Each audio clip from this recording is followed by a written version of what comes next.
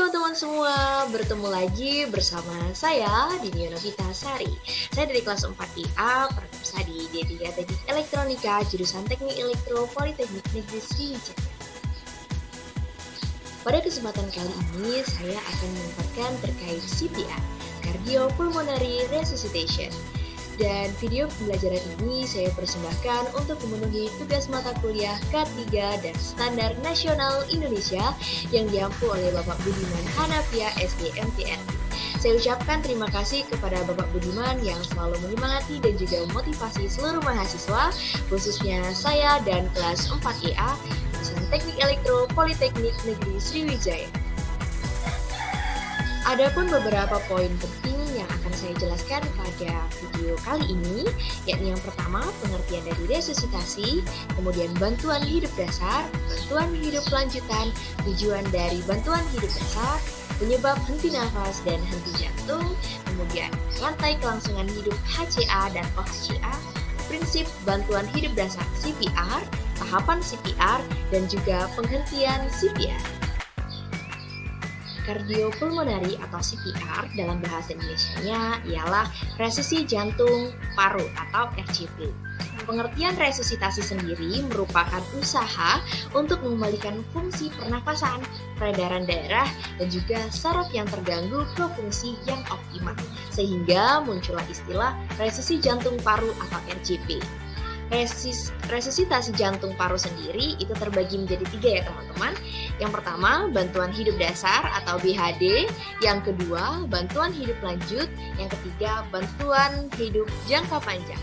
Berikutnya, pengertian dari BHD atau bantuan hidup dasar, di mana bantuan hidup dasar adalah serangkaian usaha awal untuk mengembalikan fungsi pernafasan atau sirkulasi pada seseorang yang mengalami henti nafas ataupun henti jantung. Jika terdapat ditemukan korban dengan penilaian dini, terdapat gangguan tersumbatnya jalan nafas, kemudian tidak ditemukan adanya nadi atau tidak adanya nafas, maka penolong harus segera melakukan bantuan hidup dasar, CPR. Berikutnya, bantuan hidup lanjutan atau jangka panjang, di mana bantuan hidup lanjutan ini bertujuan untuk memberikan ventilasi adekuat, mengontrol aritma jantung, stabilisasi tekanan darah dan cura jantung, dan memperbaiki perfusi organ. Tindakan yang dilakukan ialah termasuk yang pertama intubasi atau endotrakeal, kemudian yang kedua defibrilasi atau kardioversi ataupun pemberian pacu jantung, dan yang ketiga pemasangan ivela. Ya, kembali lagi ke bantuan hidup dasar, ini resusitasi jantung paru atau RJP. Mana RJP ini upaya untuk mempertahankan oksigenisasi darurat ke jaringan tubuh berupa pemberian bantuan sirkulasi sistemik dan ventilasi.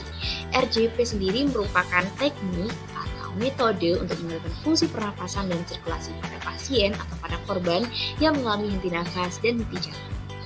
Nah, tujuan dari BHD itu sendiri adalah untuk mencegah berhentinya sirkulasi darah atau berhentinya pernapasan yang dapat menyebabkan kematian sel-sel akibat dari kekurangan oksigen, dan juga memberikan bantuan eksternal terhadap sirkulasi melalui kompresi dada atau chest compression dan ventilasi dari korban yang mengalami henti nafas dan henti jantung. Ya, dan berikutnya penyebab henti nafas dan henti jantung. Hal ini perlu kita ketahui ya teman-teman. Yang pertama, penyebab henti nafas itu disebabkan oleh 2 sebab. Yang pertama, sumbatan jalan nafas, dan itu sendiri disebabkan oleh aspirasi benda asing, kemudian lidah jatuh ke belakang, endotrakeal juga tersumbat, kelainan akut, glotis, dan sekitarnya. Kemudian penyebab yang kedua yakni karena depresi pernafasan teman-teman. Nah, ini sendiri terbagi menjadi 2, yakni sentral, efek samping dari penggunaan obat, intoksikasi CO2, tumor otak, dan juga disebabkan oleh tenggelam. Kemudian ya ada juga yang perifer, nah itu disebabkan oleh obat-obat otot, miastenia gravis, dan juga selanjutnya penyebab henti jantung. Henti jantung sendiri disebabkan oleh beberapa hal ya teman-teman. Yang pertama karena penyakit kardiovaskuler, yakni penyakit jantung iskemik, infarksi paru, gangguan produksi otot jantung. Kemudian yang kedua dikarenakan kekurangan oksigen akut, yakni henti nafas akut dan juga sumbatan jalan nafas. Yang ketiga karena efek obat, acetylcholine, antitrypsin, adrenalin, isotretinoin, dan lain sebagainya. Nah, penyebab henti jantung berikutnya adalah karena gangguan asam basa dan juga elektrolit, bisa disebabkan dari hiperkalemia, hipokalemia, hiperkalsemia, dan juga asistesis. Dan penyebab berikutnya yakni disebabkan karena kecelakaan ya teman-teman, baik kecelakaan lalu lintas, tersengat listrik, dan juga karena tenggelam. Dan berikutnya dikarenakan anestesi. Berikutnya rantai kelangsungan hidup HCA dan OHCA. Apa saja rantai kelangsungan hidup HCA dan OHCA? Kita lihat pada gambar berikut. Nah, rantai kelangsungan hidup HCA dan OHCA. HCA sendiri kepanjangan dari Hospital Cardiac Arrest, dan OHCA ini Out of Hospital Cardiac Arrest. Jadi perbedaannya antara HCA dan OHCA ini adalah terdapat pada gambar ambulansnya ya teman-teman. Kalau dia out of hospital cardiac arrest, di luar dari rumah sakit, dia ada gambar ambulans. Ya teman-teman, jadi prinsip bantuan hidup dasar atau CPR pada saat ada 3 ya teman-teman. Yang pertama itu ada C, kedua ada A, yang ketiga ada B. Dimana C itu adalah compression, adalah airway, jadi yang ketiga B itu breathing. Ya, selanjutnya tahapan CPR menurut guideline terkini AHA (American Heart Association 2015). There is the danger, respond, and thought for half circulation. Yang pertama, danger atau ancaman bahaya. Pastikan keadaan aman untuk menolong. Yang pertama, evaluasi ancaman bahaya. Kedua, evaluasi penyebab cedera. Yang ketiga, bergunakan APD yang sesuai. Dan yang keempat, perhatikan jumlah korban. Yang kedua, respon, yakni respon korban. Cek respon korban dan kita pastikan tingkat kesadarannya menggunakan verbal, kemudian goyangkan korban dan rangsang nyeri. Perhatikan tingkat kesadaran korban. Nah, tingkat kesadarannya ada 4 ya teman-teman. Yang pertama, alert atau awas, di mana korban ini masih sadar tetapi si korban bingung terkait apa yang sudah terjadi pada dirinya. Kemudian yang kedua, kita perhatikan tingkat kesadarannya dengan merangsang secara verbal atau dengan mengeluarkan suara kita.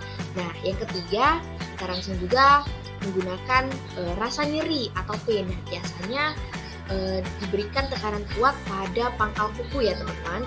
Yang keempat, unresponsive atau tidak merespon. Jadi korban benar-benar tidak merespon tindakan-tindakan yang sudah kita lakukan tadi. Yang ketiga, shout for help, yakni panggil bantuan, memanggil orang sekitar terdekat, menghubungi ambulans atau rumah sakit terdekat. Kemudian kita juga harus meriksa nadi dan juga napas secara bersamaan, di mana durasi kurang dari 10 detik ya teman-teman. Jika tidak ada, maka kita akan berikan kompresi dada. Nah, periksa nadi sendiri untuk dewasa yakni arteri karotis, dan untuk anak-anak arteri brachialis. Dan untuk periksa napas, kita lihat dan rasakan pergerakan dada atau perut korban. Kemudian kita dengarkan suara napas. Ya, yang keempat, circulation. Bila tidak ada denyut nadi, maka kita harus memberikan bantuan sirkulasi, kompresi dada. Yang pertama, letakkan korban pada permukaan datar dan keras bertujuan untuk mendapatkan penekanan yang adekuat. Yang kedua, pastikan bagian dada korban terbuka untuk meyakinkan penempatan tangan yang benar dan untuk melihat recoil dada. Yang ketiga, tumpukan salah satu pangkal tangan kanan, pada daerah separuh bawah tulang dada dan tangan yang lain, yakni tangan kiri, di atas tangan yang bertumpu tersebut. Yang keempat, lengan harus lurus 90 derajat terhadap dada korban dengan bahu penolong sebagai tumpuan atas. Yang kelima, tekanan dada dengan kecepatan 100 hingga 120 kali per menit dengan kedalaman minimal 5 cm tetapi tidak boleh lebih dari 5 cm. Nah, selama melakukan penekanan, pastikan bahwa dinding dada itu mengembang kembali ke bentuk semulanya, yakni disebut dengan recoil penuh. Yang kelima, airway.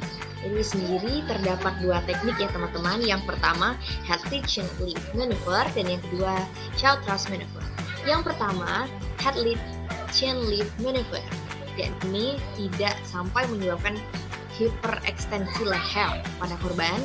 Kemudian pada pasien tidak sadar atau korban itu dalam kondisi tidak sadar, tidak ada kecurigaan trauma leher, sederhana, aman dan mudah.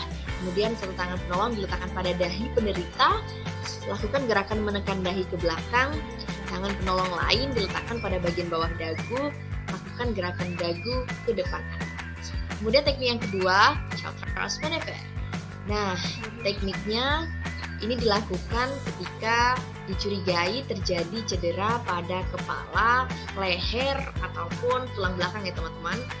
Ini dengan cara dorong sudut rahang kiri dan kanan ke arah depan sehingga barisan gigi bawah berada di depan barisan gigi atas. Yang keenam, breathing. Nah, untuk pemberian nafas buatan ini ada 3 metode atau 3 teknik, yakni yang pertama dengan cara mouth-to-mouth ventilation, jadi dari mulut ke mulut. Yakni dengan cara buka sedikit mulut pasien, ambil nafas panjang dan tempelkan rapat-rapat hidung penolong melingkari mulut pasien. Lalu tiup selama 1 detik, lihat apakah dada terangkat.